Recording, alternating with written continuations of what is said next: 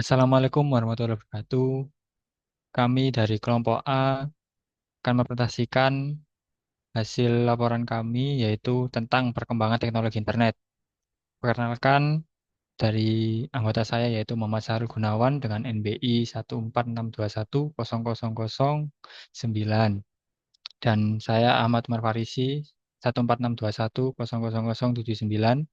Teman saya Irfan Fitra Abadi 14621000222.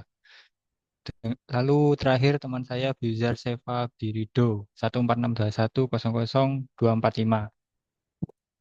Lanjut. Di sini kita akan membahas peran penting internet dalam kehidupan kita dan bagaimana juga perkembangannya di Indonesia. Internet sendiri adalah sistem global yang menghubungkan jaringan komputer di seluruh dunia dengan menggunakan standar Internet Protocol Suite TCP or IP. Dalam kehidupan kita, internet menjadi alat integral sebagai akses informasi, komunikasi, layanan secara global. Peran internet itu berperan penting terhadap bisnis, pendidikan, hiburan, dan politik. Sejarah di Indonesia sendiri dimulai pada awal 1990-an sebagai jaringan komunitas. Dan sistemnya dulu mengedepankan kerjasama dan gotong royong. Seiring berjalannya waktu, internet telah berevolusi menjadi alat dasar yang mempengaruhi cara manusia berkomunikasi dan bekerja. Inovasi seperti medsos, e-commerce, dan pendidikan daring muncul di era digital saat ini. Next,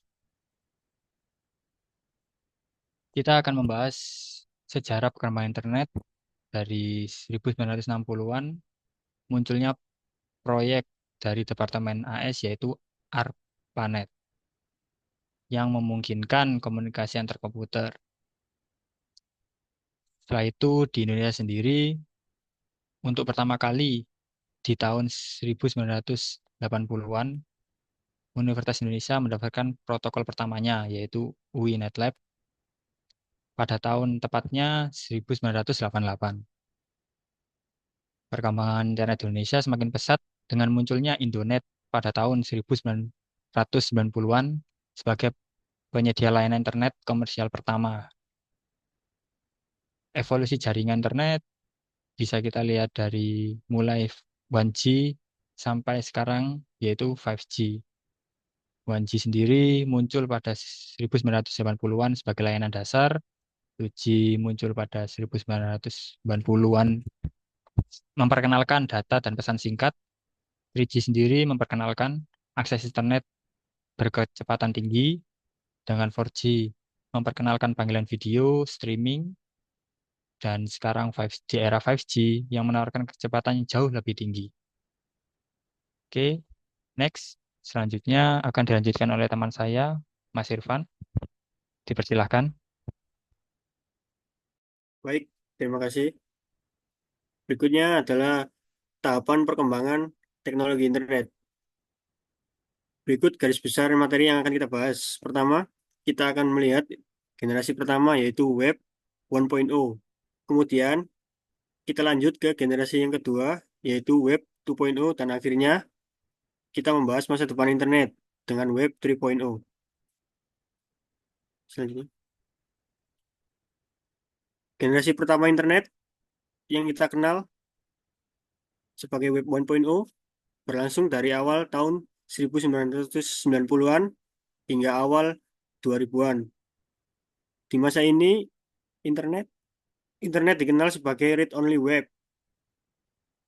Ini berarti pengguna hanya dapat membaca informasi satu arah tanpa memiliki kesempatan untuk membaca informasi dan berinteraksi dan memberikan umpan balik.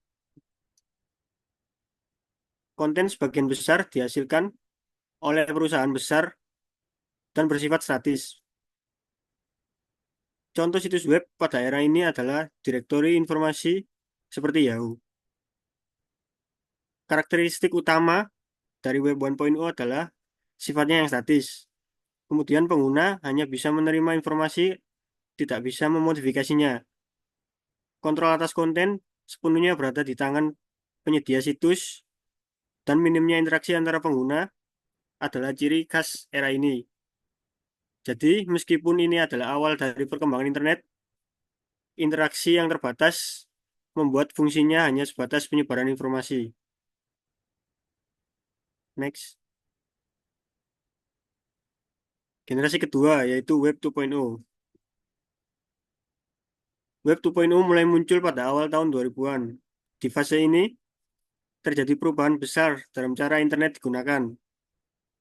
Internet tidak lagi sebagai alat untuk membaca informasi, tetapi menjadi alat untuk platform interaktif yang memungkinkan pengguna menulis, berbagi, dan berkolaborasi. Media sosial seperti Facebook, YouTube, atau Twitter adalah contoh dari Web 2.0, di mana pengguna aktif menciptakan konten mereka sendiri. Karakteristik Web 2.0 adalah dinamis dan interaktif. Pengguna tidak hanya menerima informasi, tetapi juga bisa menjadi bagian dari proses pembuatan dan pembagian konten. Aplikasi web juga menjadi lebih kompleks, seperti Google Docs, yang bisa digunakan langsung di browser tanpa perlu diinstal. Era ini juga menandai awal dari ekonomi berbasis data, di mana perusahaan memanfaatkan data pengguna untuk berbagai layanan seperti iklan yang dipersonalisasi. Next. Dan generasi ketiga yaitu Web 3.0. Web 3.0 menjanjikan internet yang lebih cerdas dan terdesentralisasi.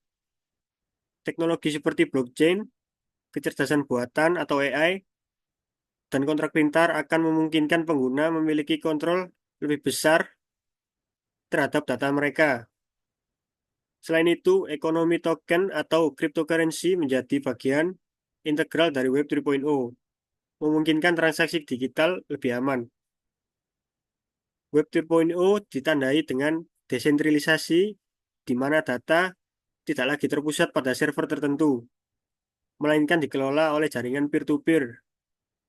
Teknologi ini juga menawarkan interoperabilitas yang lebih baik antar aplikasi atau platform, serta keamanan dan privasi yang lebih tinggi berkat blockchain. Next. Berikut garis besar teknologi pendukung internet.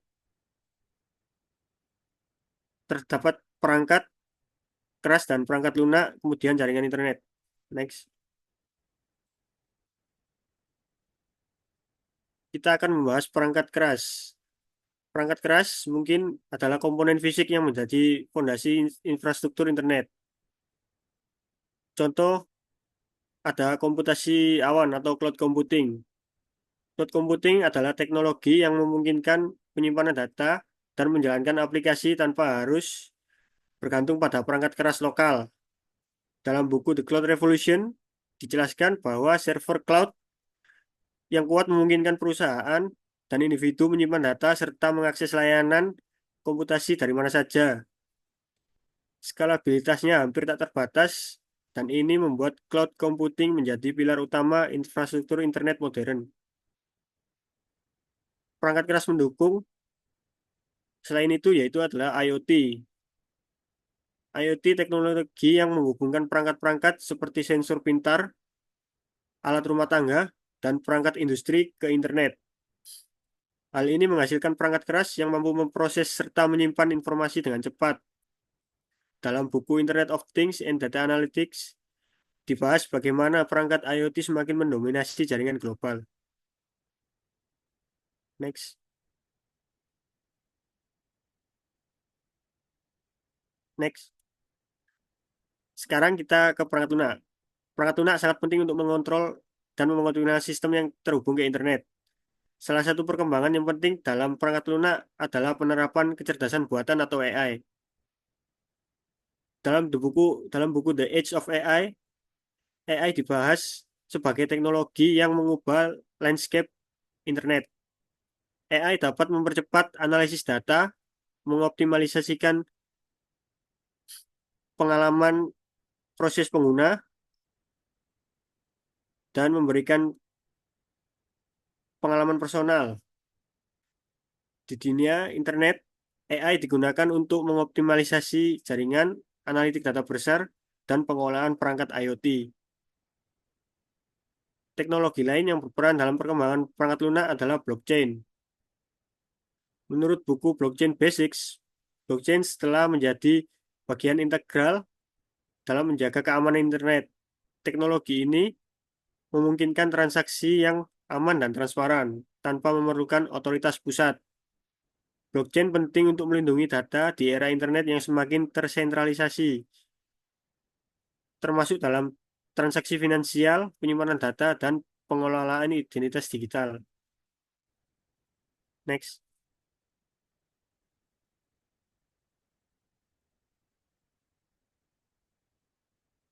Komponen terakhir yaitu jaringan. Jaringan internet adalah tulang punggung internet yang menghubungkan perangkat keras dan perangkat lunak. Teknologi jaringan harus terus dikembangkan untuk meningkatkan kecepatan, stabilitas, dan keamanan. Tanpa tanpa infrastruktur jaringan yang kuat, perangkat keras dan perangkat lunak tidak dapat berfungsi dengan optimal. Salah satu inovasi yang terbaru yaitu teknologi 5G. 5G adalah lompatan besar dalam kecepatan transfer data dibandingkan generasi sebelumnya.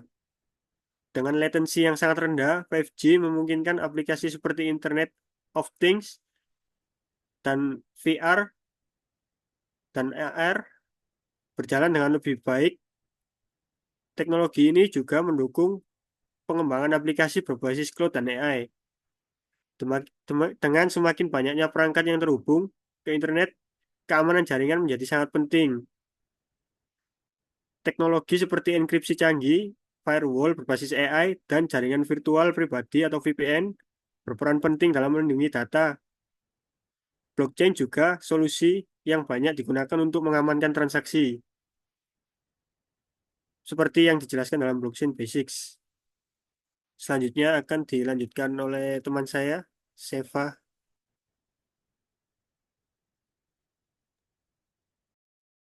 Baik, bisa dilanjut. Nah, di sini saya akan menjelaskan tentang dampak perkembangan dari internet itu sendiri dalam bidang ekonomi, sosial, pendidikan, dan keamanan.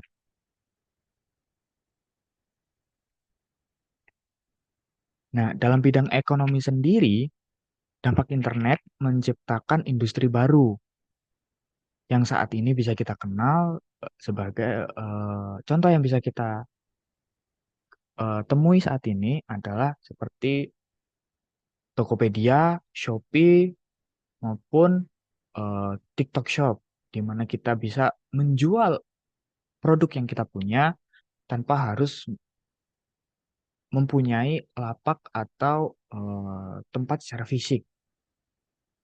Lalu selanjutnya memberi kemudahan untuk meningkatkan peluang melalui inovasi, di mana pelaku-pelaku bisnis saat ini bisa menciptakan atau menginovasikan sesuatu dari masalah-masalah yang kita temui di internet atau masalah-masalah baru yang tercipta dari perkembangan internet itu sendiri.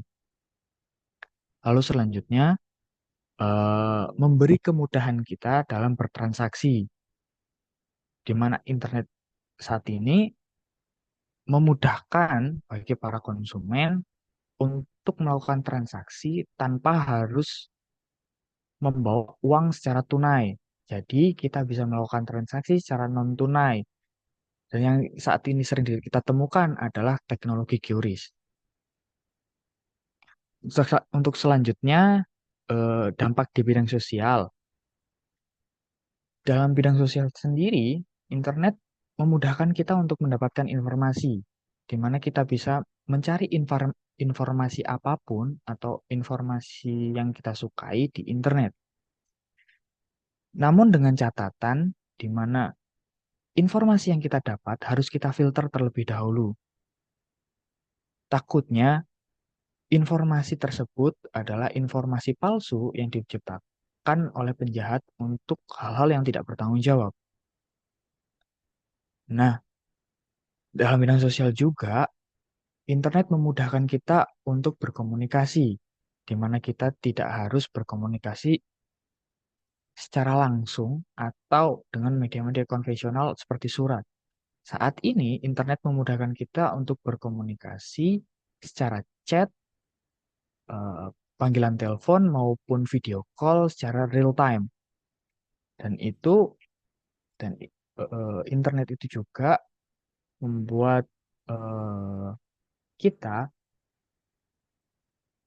bisa menciptakan komunitas secara online, di mana kita bisa mendapatkan informasi-informasi tertentu, atau kita bisa memfilter informasi-informasi eh, yang kita suka dari komunitas yang tercipta di internet. Selanjutnya,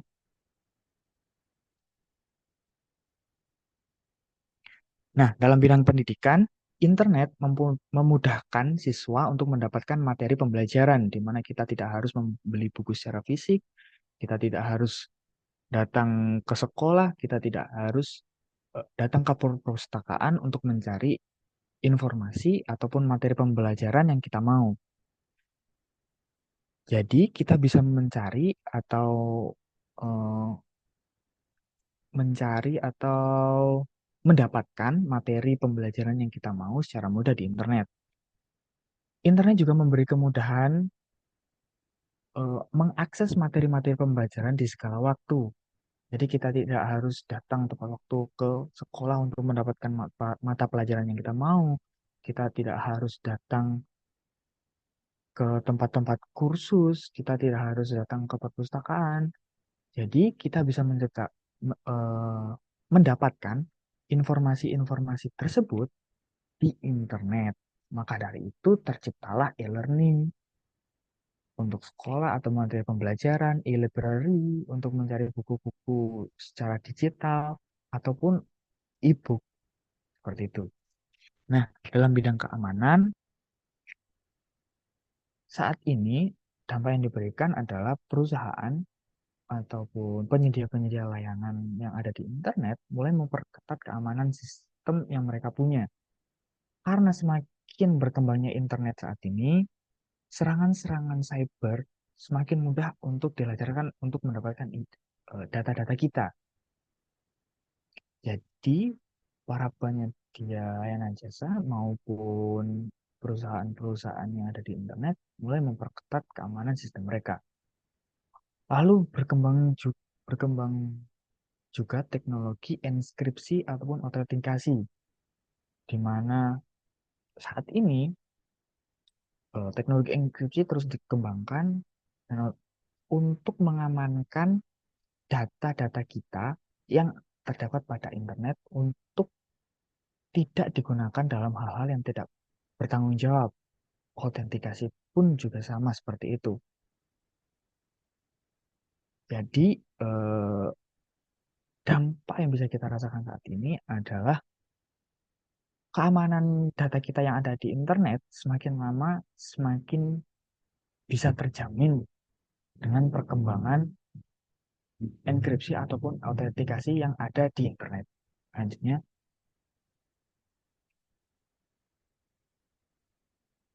nah, lalu tren dan masa depan teknologi internet. Teknologi internet sendiri akan terus berkembang, di mana internet akan memudahkan kita untuk melakukan ataupun mengerjakan segala sesuatu, seperti berkembangnya IoT yang sejalan dengan perkembangan jaringan.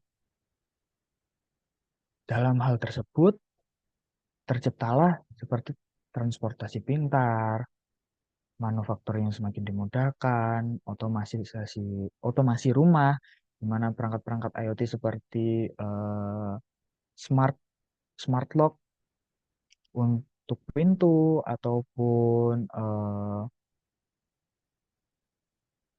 AC otomatis ataupun lampu otomatis yang ada di rumah, di mana kita tidak perlu lagi untuk mengendalikan alat-alat tersebut secara manual karena sudah terintegrasi dengan internet dan kita bisa mengendalikan teknologi-teknologi tersebut dari satu perangkat seperti ponsel ataupun handphone yang kita punya.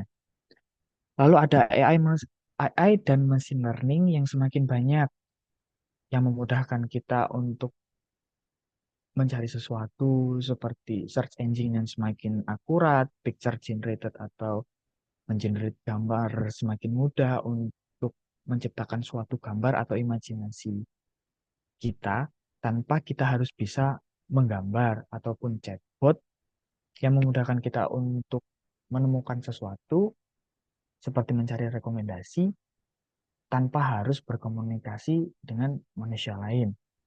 Lalu berkembangnya teknologi blockchain yang memungkinkan penyimpanan data yang lebih aman, transparan, dan tidak dapat diubah, di mana eh, data kita lebih aman dan membuat kita tidak harus was-was eh, dalam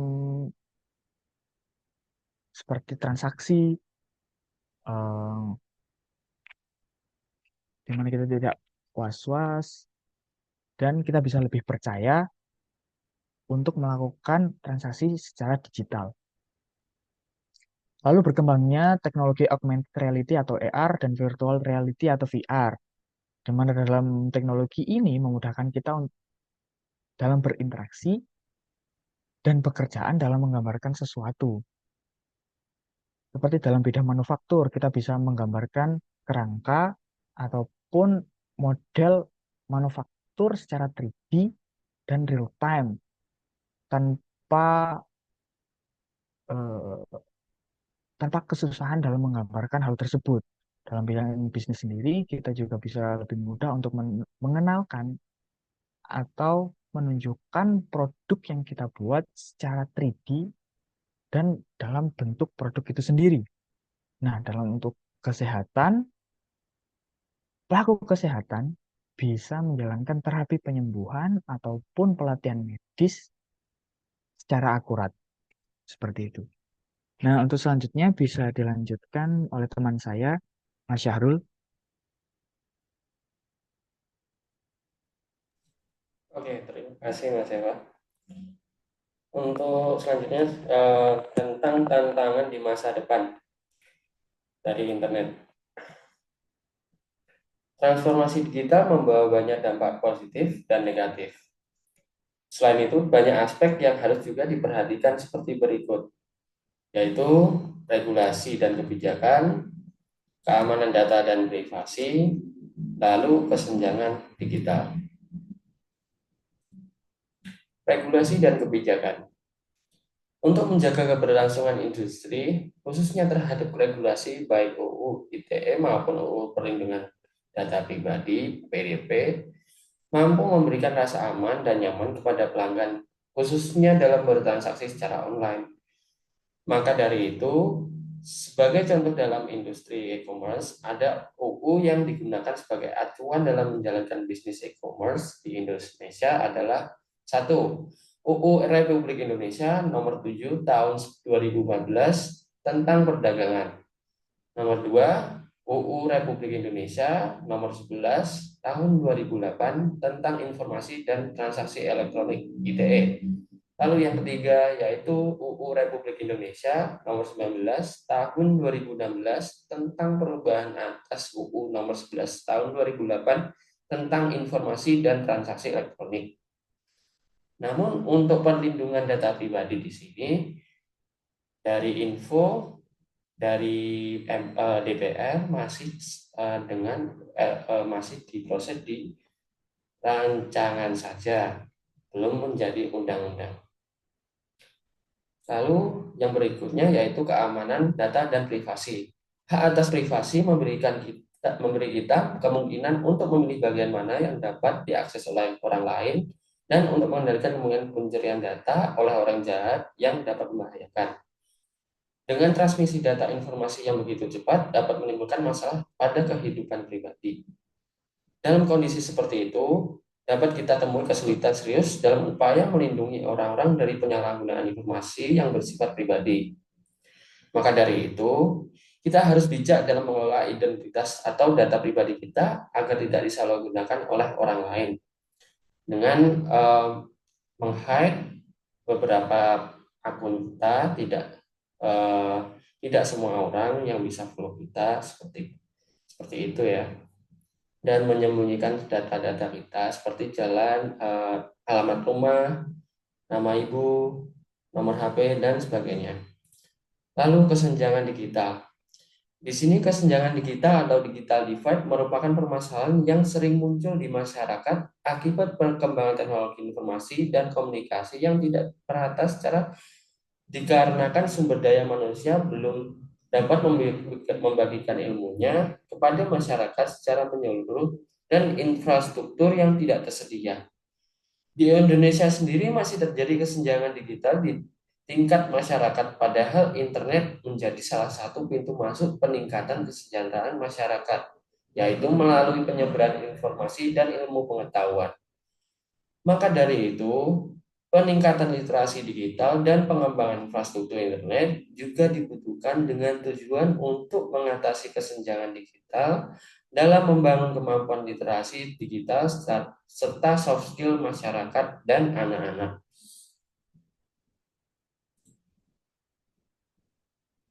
Terakhir yaitu kesimpulan. Perkembangan internet sejak diperkenalkan hingga saat ini telah mengubah banyak ekonomi, sosial, pendidikan, dan lainnya, baik secara global maupun di Indonesia. Prediksi teknologi di masa depan seperti jaringan 6G dan Metaverse menjadikan semakin mendekatkan kita pada dunia yang sepenuhnya terhubung dan responsif. Di masa depan, harapan besar ditunjukkan pada terciptanya teknologi yang inklusif dan memastikan seluruh masyarakat dapat menikmati manfaat dari perkembangan internet secara merata dengan tanpa adanya hambatan geografis atau sosial. Oke, saya kembalikan lagi dengan ke teman saya yaitu Umar. Ya, terima kasih. Ya, sekian dari presentasi kami kelompok A dengan topik perkembangan teknologi internet. Mohon maaf bila ada salah kata dan kurangnya. Wassalamualaikum warahmatullahi wabarakatuh.